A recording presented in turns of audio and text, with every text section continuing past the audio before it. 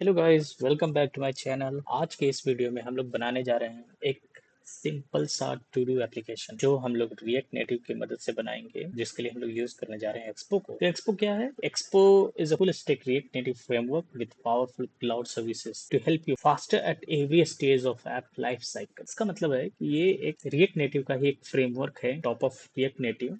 React native का अगर हम लोग कम्युनिटी CLI अगर यूज करें तो उसमें बहुत सारे डिफिकल्टीज होती है न्यूबीज को स्टार्ट करने में, किसी एप्लीकेशन को स्टार्ट करने में। तो हम लोग इसका एक फ्रेमवर्क यूज करेंगे एक्सपो, ताकि हम लोग विदाउट एनी हर्डल्स अपना ऐप कंप्लीट कर सकें और सीख सकें कि एक छोटी एप्लीकेशन हम लोग कैसे बना सकते हैं, and even bigger application as well. Like धीरे धीरे करके हम लोग इस पे बड़ी एप्लीकेशन भी बनाने की कोशिश करेंगे। तो this is my first video on YouTube, तो hope you can support me. तो चलिए शुरू करते हैं। मैंने पहले से ही ये प्लान करके रखा है कि मैं इस पे जो भी बताऊंगा इस चैनल पे वो प्रोजेक्ट बेस्ड लर्निंग होगी।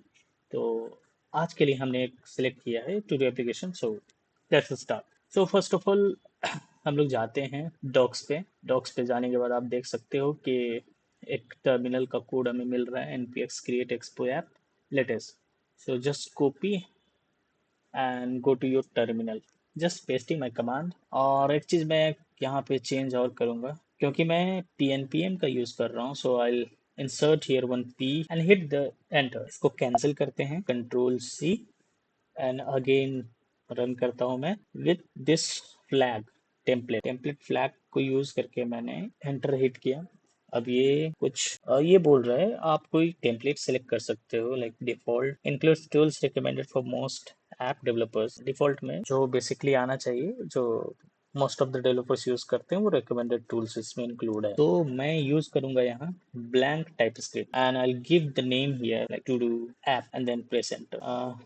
हम लोग इंतजार करेंगे जब तक ये कंप्लीट हो जाए। I guess it will be completed very soon. Yeah it's completed. So some of the commands are given here like cd to do app। तो पहले हम to do के अंदर चले जाते हैं the folder, and after that will use code dot for opening it's on code editor. हमारा code editor अब ओपन हो चुका है। इसमें आप देख सकते हो फोल्डर स्ट्रक्चर में हमें मिल रहा है एक एसेट्स फोल्डर, जिसमें कुछ icons, five icons, place icon ये मौजूद है। और इसके अलावा एक नोड मॉड्यूल्स है, उसे हमें तो कुछ करना ही नहीं। एक git ignore app dot JSON देख लेते हैं। ऐप डॉट जेसन में आपके ऐप का बेसिक डिटेल्स दिया हुआ रहता है, जैसे आपके ऐप का नाम क्या है, स्लग क्या है, version, orientation that is portrait। If we are building for any tab devices, so it will go for landscape orientation। so हम लोग कभी उस टॉपिक पे चर्चा करेंगे, आज के लिए तो वह नहीं। User interface style by default it's light, we can change it to dark as well. New arch enable true. Splash screen में जो स्प्लेश आइकन हमें रखना है उसका पाथ हम लोग दे सकते हैं। बाय डिफॉल्ट ही पाथ एसेट से splash hyphen icon dot png को दिया गया है। हम लोग चाहें तो इसे चेंज भी कर सकते हैं। Resize mode contain and background colour is given white. और इसके अलावा हम लोग देख सकते हैं कि iOS डिवाइसेस में क्या कॉन्फ़िगरेशन है, एंड्रॉइड में क्या कॉन्फ़िगरेशन दिया हुआ है। iOS में simply one support is given here like supports tablet, तो ट्रू। एंड्रॉइड में एडेप्टिव आइकन के लिए foreground image and background colour given है। और जो ये इमेज आ रहा है ये भी एसेट्स फोल्डर से आ रहा है। Edge to edge enable true, predictive back JSON enabled that is false, and even for web one configuration is given like five icon. App dot JSON को बंद करते हैं और इसके बाद हम लोग जाते हैं app.tsx and index.tsx। Main file हमारा होता है index.ts।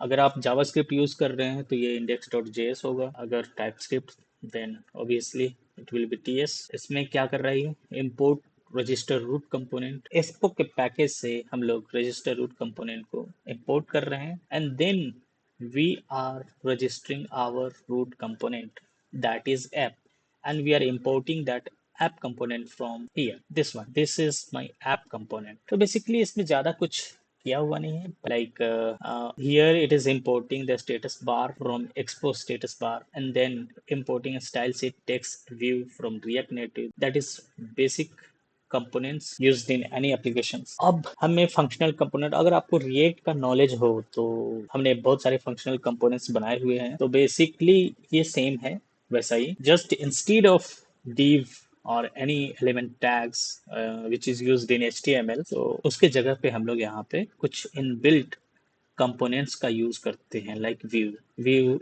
is for like basically you can understand this is like a container, more like a container only, so wrapping all the things inside a box. उसके अलावा आप देख सकते हो कि एक टेक्स्ट कंपोनेंट है। टेक्स्ट कंपोनेंट का यूज बेसिकली इसलिए होता है ताकि आप अपने स्क्रीन पे कुछ टेक्स्ट दिखा सको, उसके लिए हम लोग टेक्स्ट कंपोनेंट का यूज करेंगे। And here goes status bar. अब स्टेटस बार का कॉन्सेप्ट हम लोग सिर्फ नेटिव एप्लीकेशंस यानी कि ऐप में देख सकते हैं, ये चीज वेब में नहीं होती है status bar kind of things. तो स्टेटस बार को हमने ये ऑटोमेटिकली एक स्टाइल दिया हुआ है दैट इज ऑटो। तो आगे की वीडियोस में हम लोग देखेंगे कि स्टेटस बार को कैसे चेंज करें, इसमें क्या और किया जा सकता है, इसके बारे में समझेंगे पूरे डिटेल वीडियो में। तो basically I am not touching this part right now. And after that, और इस कंटेनर के अंदर हमने CSS दे रखी है, flex one, background white, align item center, justify content center।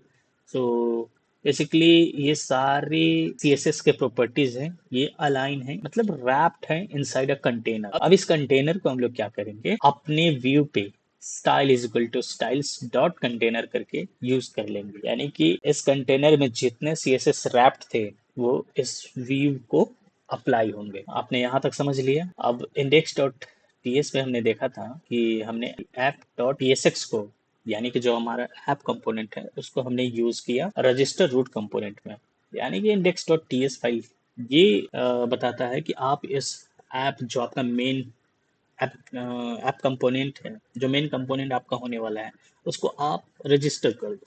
अब आते हैं फोल्डर स्ट्रक्चर के और भी चीज को देख लेते हैं, जैसे कि package dot JSON. Package dot JSON भी यहाँ पे actually main info about application, this is the package dot JSON. अगर आपको इस प्रोजेक्ट का इंफॉर्मेशन चाहिए तो आप पैकेज डॉट जेसन में जाएंगे। For example you can see here like name जो दिया हुआ है, वर्जन मेन में दिया है कि आपका main folder sorry main file कौन सा होगा, तो इंडेक्स डॉट टीएस, क्योंकि हमारा registration of the app component is there in that index.ts file. And after that you can see like there is some scripts given, for example start android, iOS and web।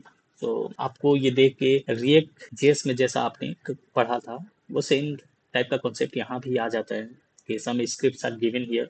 अब start use करने से ये क्या trigger करेगा, ये expo start को trigger करेगा। अब जब भी आपको एंड्रॉयड ऐप को एंड्रॉयड मोबाइल डिवाइसेस पे रन करना हो तो उसके लिए ये फ्लैग यूज करता है hyphen hyphen Android, and same goes with like iOS and web as well. तो ये एक वेब का भी सपोर्ट देता है। You can check in browser as well what are the dependencies required here. So Expo is the, so we are using this framework and this version is used while I'm recording this video। and expo status bar one package is there, so it is also used for the status bar। react को use करते हैं 19.1.0, लेकिन जब मैं ये video record कर रहा था उस टाइम तक 19.2.0 अवेलेबल हो चुका है। React hyphen native, this is a core package for React native। so these four packages are by default used here। और भी हमें पैकेजेस की नीड पड़ेगी जैसे जैसे हम लोग उसको यूज करेंगे, और